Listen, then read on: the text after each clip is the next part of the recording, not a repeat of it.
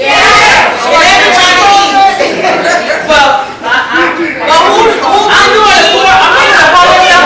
whoever didn't eat, I know we need to eat, right, sis? Yeah. Okay, I'll eat.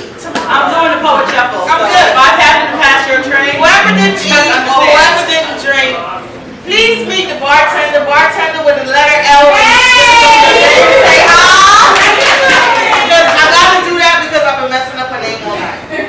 So she's bartender with the letter L in the beginning of her name. Say hi. Hey, L. Hey, L. She said, you know her, girl. How many times? Cause I always just go, hey, how you doing? That's what you do. Laisha. Laisha. Oh, you want to say hi, Laisha?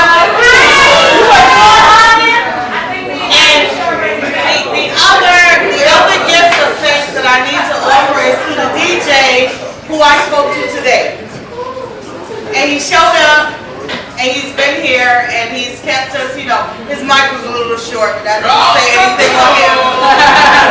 That would say that inadequate equipment for the time being, but I would say, because this brother has been, this is my second event with him, and I have no complaints.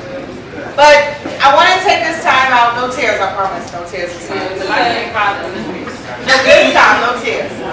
Because I want to introduce a couple to you. I've been married. It sucks. been there, done that. Yeah! What? I have had. You said something about I ain't. I have marriage. I have been in love. That sucks.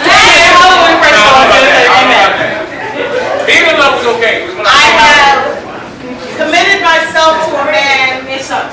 He sucked. Yeah. Okay. Until 6 months ago. Yes. I knew that love was possible. I couldn't reach out and touch it. Is that 6 months? October, November. Yeah, whatever she said. Okay, 6 months ago. There was a call put out on Facebook for mentors for young females in distress. The poets that are standing on the stage tonight answered that call. Well, little did we know how much that answering that call was going to make happen. We answered the call to step out and give to young females what we've experienced as both women and men in our journeys to where we are today. These poets standing here specifically stood up, Aries left. Stood up, took days off, Christ, took days off, ACS worker, and stepped out on their own journey and answered that call. That call was issued by none other.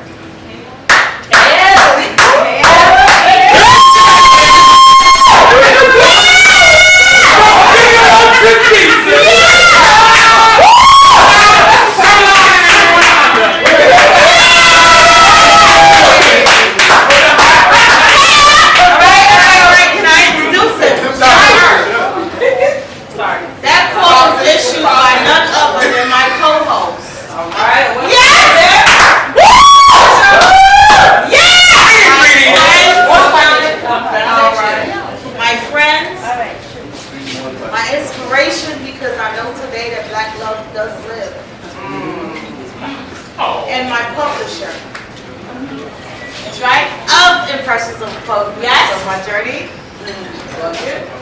I want you guys to put your hands together and welcome the believer, the maker, under direction of God, of my dreams, my co-host, my friends, my publisher, my inspirator,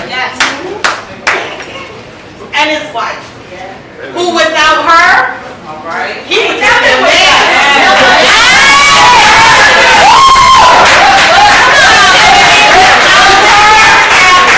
He would just be 11 minutes. Without her, He'd be a voice. he would be a voice. That's it. Welcome the face of Bravin Publishing. Yeah!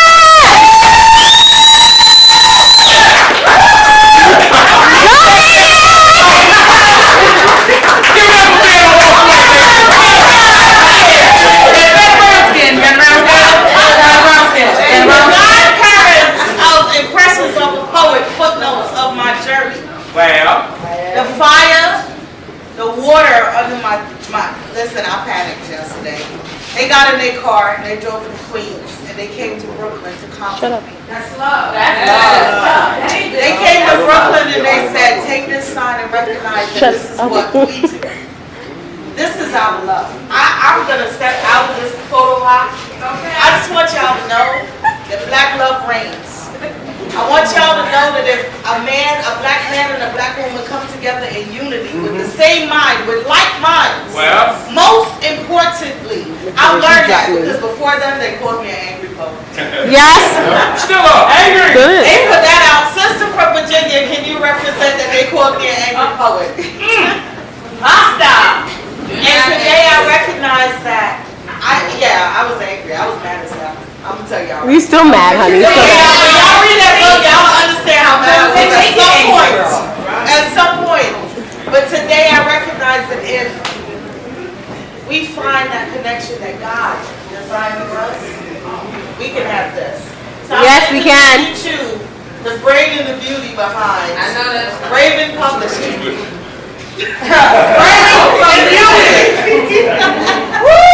Behind Bravin Publishing. K.L. Belvin and his beautiful wife, one of my greatest inspirations, Belvin. I ain't giving you the other thing. Love y'all. Do y'all thing. Reach yourself. Make it happen. She's crying and I'm not. Yes. Okay. First I want to say thank you from the bottom of my heart, because when you set out to do anything, you don't know where the Lord is going to take you. One of the things that I learned as a man is that the minute I humbled myself to God, the minute that I did something that most brothers of color are not taught how to do, that's humble myself to God. Too often we place ourselves in front of God, and then we ask, why are things messed up? When in actuality, God says, humble yourself, step back, and trust that I got this. One of the first things that you got to reacquaint yourself with is your sister, your wife, and your partner. Because once you put that into place, when you hear words like no man can break up what the Lord put together, that's true. Because the power that we have as men is only as strong as the support that we have in our sisters next to us. So she's not just my wife, she's my partner. She's also my support. She's also that weight when I'm starting to drift in places I shouldn't go. And she may not say it. The reason why she's crying, because this is why we do what we do. Too often we say, I want, but you really know what it is that you want. Have you ever actually seen what it is that you want? So if you have no examples, then how you going to get exactly what it is that you want? When we started Bravin Publishing, it was because this book is my first book of poems. But poems that I didn't want the world to see. I was an erotic writer, an erotic poet, because I used my talents to get around women's defenses, to do what I wanted to do. But one of the first things that the Lord asked from you, let that go, I'll replace it with something else. Once I fixed home, home then said, show the world what you show me. Let the world see what only you allow me to see. And then I wanted that for others. And so what I've been able to do, and what we've been able to do, is that we work with authors who want the same thing we want. To have their words untainted. To have their visions unblurred. A lot of big companies, when you apply to go to them, first thing they want to change is the title. Then they want to change the interior. And before they get done with it, what's sitting in front of them is what you wrote. So I said, okay, if I can do this for myself, we're going to do it for others. And that's what we did. So far we have, with Poetry's new book, 6 titles. We just started the business officially in February of 2010. Well, in less than a little over a year, the Lord has blessed us with 6 titles, and we got about 4 more on deck coming in 2011 and going into 2012. But they're titles that parents can be comfortable with. Titles that parents don't feel uneasy about their children picking up. We have a historical book. We have a poetry book and now 2 poetry books. I have my own second book, which is a non-fiction book with my testimony explaining to you how I went from that nasty, negative guy to a man of God and a man that loves his wife. because I want to leave my story here long after I'm gone. We have another self-help book from a young brother in North Carolina who walked from Fayetteville, North Carolina to Washington, D.C. just because he wanted to make a statement on selfishness. His first book, he got robbed in the deal from a sister. So we stepped in and repaired that. So far, so good. And so we're trying to take this wherever the Lord's going to take it. But at the end of the day, this is what it's about. It's about us sitting together as family. Because the bloodlines are so near right now, we can all be brothers and sisters from the same mother, not even know it. So there's no reason to be disrespectful to anyone. Because what we start now becomes our history. So we don't have to worry about what was taken from us. We're rebuilding right here, right now. Because there's a time they used to bust me and drag us all out if we sat here like this. Also, I'm an educator. For 14 years with the Department of Education, that's why I put the call out. Because I work with young folks, and I see the damage that they're doing to each other. So I use myself, my wife, anything I can to try to hold on to these kids and get them to know that there's some positivity left in this world, that everything is not violent. When the poets came in, they did their thing. They gave these kids voice when some of them didn't have voice. These two brothers right here, real in Christ, they came in and sat with my young men's group, and they kept it real with me. And I said, most schools will tell you you can't curse, but the reason why I'm going to let you is because they need to see you as real men, and then we'll work back. Repairing the positivity. So if something you say and the curse word fly, don't worry about it. These kids will hurt worse. But we'll repair the steps along the way. And I asked the Lord to forgive me. But I needed them to hear exactly what real brothers was talking about. And they still talk about both of the visits of these young men to the school. Because when a brother can tell you about his time incarcerated, he'll tell you he's not that man no more. When I can tell you that I used to be a whore of a man that treated every woman around me with disrespect, but I'm not that man no more. When that man can stand in front of you and say, I love my wife dearly. And this is why I do what I do. Brothers need to see brothers doing it. Too often we talk about it. I'm showing it. And every one of the poets came in and again gave these children voice. So this is what we do, and this is what Bravin Publishing is. I want to do two pieces because it's Mother's Day, so I got to do something for the ladies. But I'm going to do something for my wife. All right. I don't know. He just made it hard on every dude. Yeah, this is what I do. That's right. I put brothers in the bad spot. And another reason why is because if brothers would learn to put their women back on the pedestal, other brothers will not be so quick to disrespect. Say that. Hello. Because if I adore my queen, are you that bold to actually disrespect her when I just told you what she means to you? We have the power to repair the families. It starts with repairing the family. When that man takes his position in his household with that woman alongside of him, the man would have to be crazy to want to come in and destroy that again. We gave some of that away. Now it's time to take it back. Any place that I'm at, I read this because it was dedicated to my wife, one of my first. And so I wish I was as gifted as the brothers and sisters that came up here. But You got a lot, you do a lot, right? It's all right. Why did it happen? Actually, I do, but he ain't where I'm at right now. So I don't want to introduce you to him. He'll be mad at me in about 6 months. It's called Perfect Woman. If only in my mind. I talk about this in a lot of places. Perfection can exist in one place with truth. We know it exists in God. We know a part of us. God is there. So perfection actually lies in us. We just have to believe it.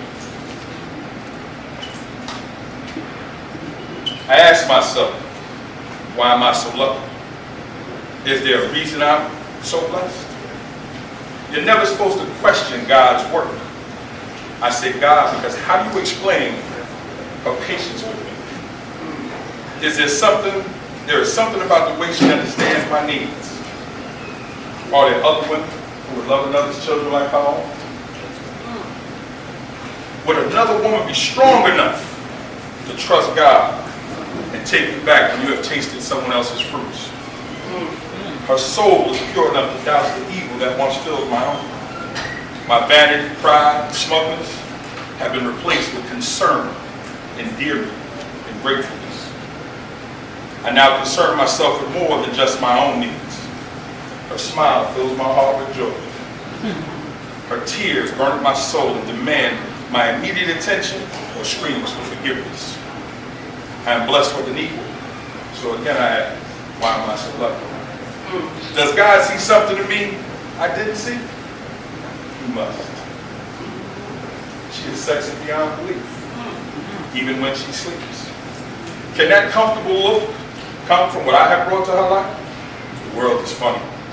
1 minute you're all alone, next thing all your dreams are being answered. Thank you, God.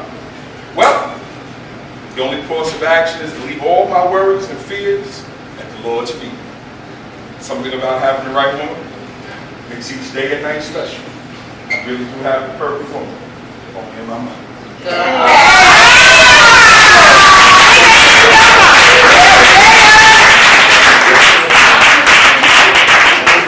Now, to all the mothers here, stepmothers, side mothers, mothers of the block, mothers in school, den mothers, PTA mothers, whatever you do, if you're around children and you're raising them for a couple of minutes, you are a mother to them. And I think too often, we try to attach labels when there is none. It is not who born you, it's who raised you and who continues to step in to raise you. Just because we were born of someone who didn't do what they were supposed to, they'll answer to God for that.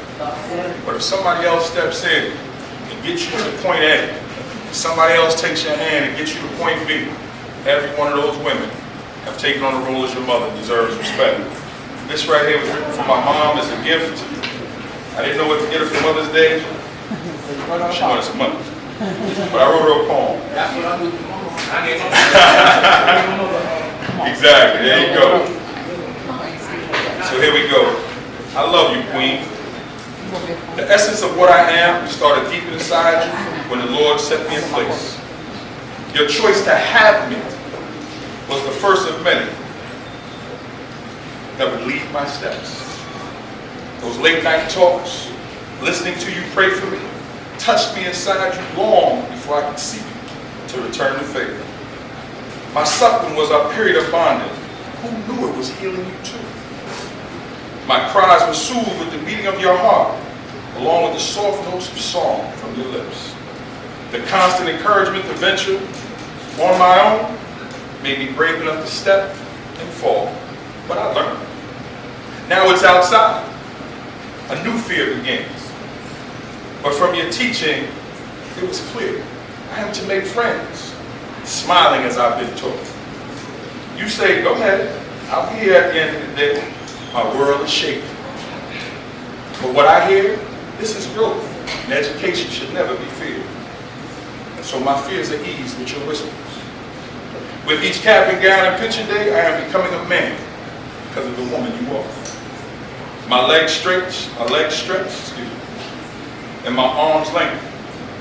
My face eases past yours, as now I stand above the center of my universe. My mind is confused and my body feels stranger. You have the answers. My manly eyes are open. You point out class is internal, trash is external. So I understand what you meant when you said self-respect is not an option. Your face frowns as you look up and down. You feel challenged. But she can't and will never be you. I am growing, and you got me here for a reason. Now I stand proud and humble. The Lord smiles at the job you've done.